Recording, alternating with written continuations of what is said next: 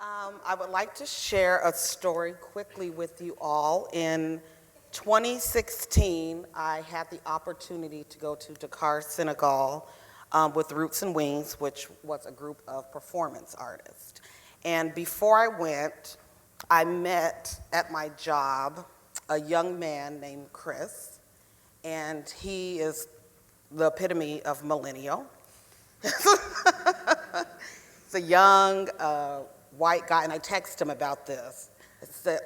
I want to describe you correctly, so let me get this right. This is young, heterosexual, white guy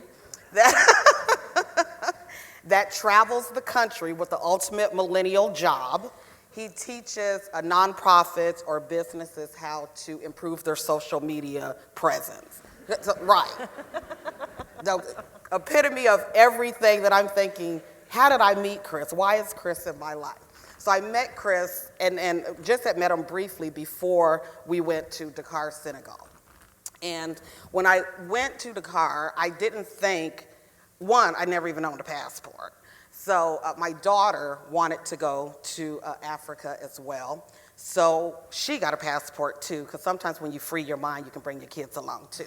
So she was able to go on this trip with us. And the minute my feet stepped on that ground, I knew this is my home immediately. I knew in my heart, I'm going to try to get through this story and not cry, but I knew that this is where I came from. And I'll never forget, my friend Cynthia and I were shopping for earrings in a little shop. And we were so used to, in America, being criminalized just for being African American, that we were holding these earrings in a way that the shop owner would know we're not trying to steal anything. And it dawned on us, the shop owner was outside of the shop, and she wasn't even thinking about us. And it clicked that here, we're not the other people, because 99.9% of everybody is African American. And so there's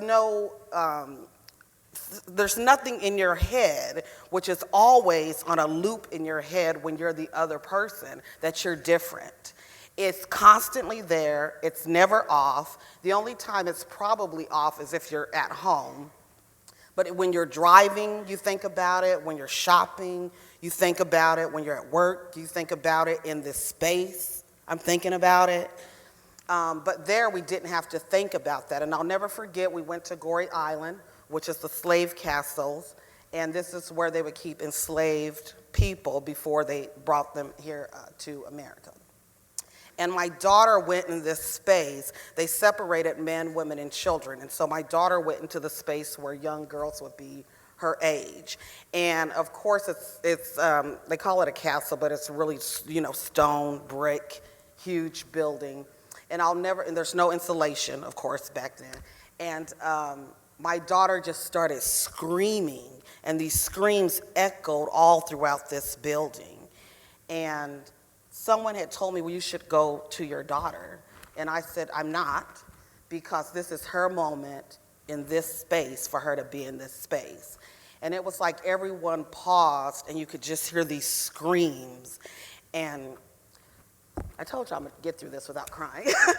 She was thinking about if she had been that age and that time, being ripped apart from her family and brought to America, which of course at that time you're not thinking, oh, I'm going to America and I'll text you when I get there. It's like I always have to remind people of that, because we're in this, technological world now. But I'm gone, and you're taking her where? And it's just, she stood in the door of no return, which is what they called it, because you don't come back. And I watched her in that door, and my heart just broke to see her there imagining how that would be. And so one of the curator of the museum told us, welcome back home. Everybody doesn't get a chance to make it back, and you all made it back. And so I remember when we came back to America, we were so upset. All of us were mad. We were like, oh, we back. And we were back to being the other people again. And so for a week, I just closed the curtains in my house and didn't want to go out. but I got bills, so I had to go to work. And so I go into work, and here's millennial Chris, who's the epitome of everything I'm thinking, not now, Chris, right? And then Chris says, Hannah, I want to interview you for something. And in my mind, I'm thinking, no, you don't. But me, here's another thing, since we're talking about women, sacred wisdom of women, not standing up for myself as a woman and saying, Chris, I don't want to talk to you right now. I said, okay, sure, Chris, I'll talk to you. And so we start having this conversation just about the work that I'm doing. And out of the blue, Chris said, how do you feel about all the police shootings lately, Hannah? And I paused because I'm thinking, why is this white millennial guy asking me this? And I said, I don't understand why it's so hard to be black sometimes in America.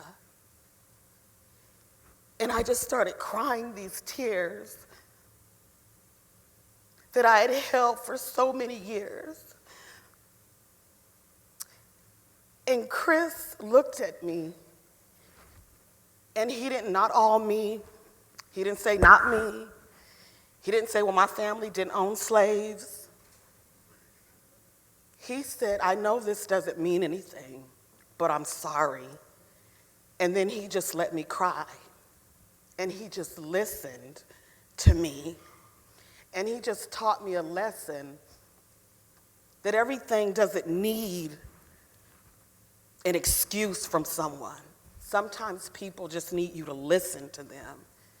And Chris taught me a huge lesson that day, and I'll never forget it, that this white millennial, complete opposite of me, that we could share this moment together where someone finally told me, Hannah, I'm sorry. And I hadn't heard that from anyone. And sometimes that's all it takes, is to say, I'm sorry. Even if you're not necessarily the perpetrator, his sorry meant a wealth to me in everything that I do in my life. I felt like that sorry covered a multitude of sins.